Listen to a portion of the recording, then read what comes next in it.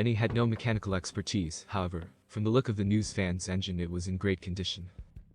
The doors were locked, and the only way to save us from having to break the windows was to try climbing through the back doors. The back was full of electronics and cameras, things they need for the breaking news that may occur, and he couldn't quite squeeze through the mess even with multiple tries.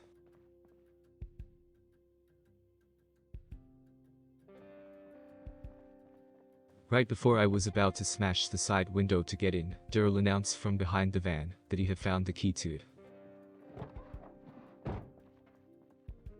Both inside the car, Benny in the passenger, Daryl in the driver's seat. He turns the key expecting the car to come alive. Instead it sputters. That's not good. Daryl said, knowing full well the endemic life would be attracted to the sound of the engine. They both understood they were on a timer from here. Finding gas was the only way out of here alive. The fog came in to provide them cover. Benny on wildlife patrol, and Daryl on gas attendant.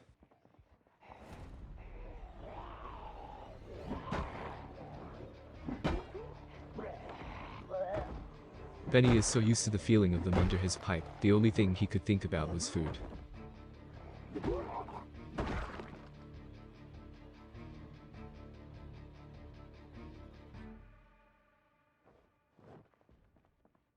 Calling Benny back from the fog, Daryl shows him his stockpile of gasoline, and explains how lucky they are that it is even on wheels. Wasting no time, ready for a hot meal, Benny climbs into the passenger awaiting the driver.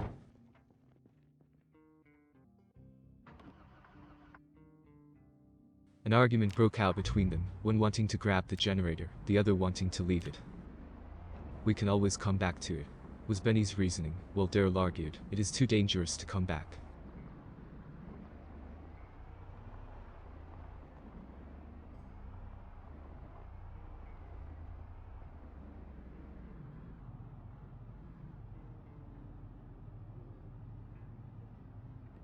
Begrudgingly, Benny steps out and hooks the trailer up against his better judgment.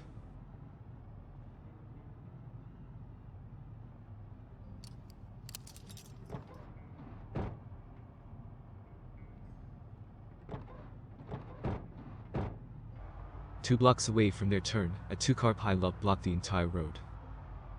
The lurkers were making their way towards the continuous noise. As the masses shambled through the fog, it seems they know that an easy meal lies ahead. An unsettling feeling grew between the two in the cabin.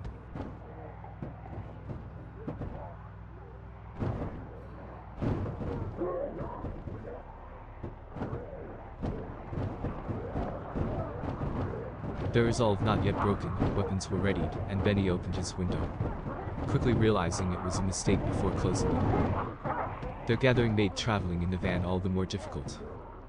Unable to squeeze the girth of the van between the pileup and the fence, they were forced to find another way. The trailer made navigation tricky and allowed the horde to collapse on us.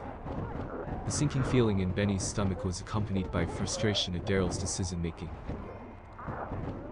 With what seemed like thousands of them beating on the car, hope was lost between the party. Daryl continues to floor the accelerator, Benny praying in the passenger seat, the trailer weighing them down to crawling speed.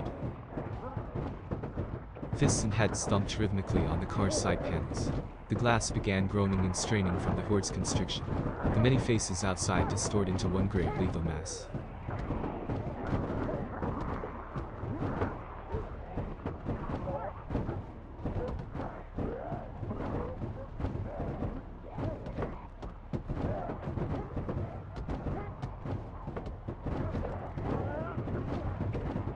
The group, ready to say goodbye, exchange a brief look and the driver's side window shatters. Benny heard it before he saw it.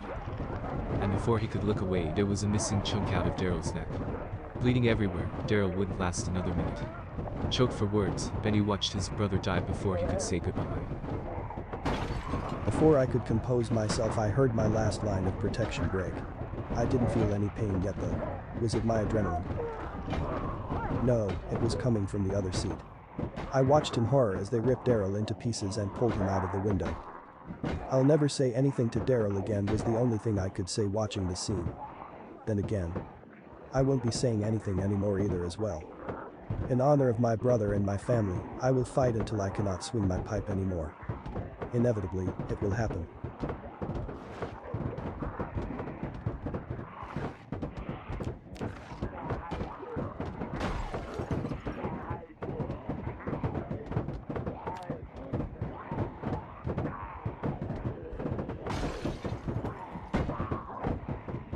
Taking one final breath of desperation and perhaps a suicidal one, I open the door sprinting, gunning it for the fence.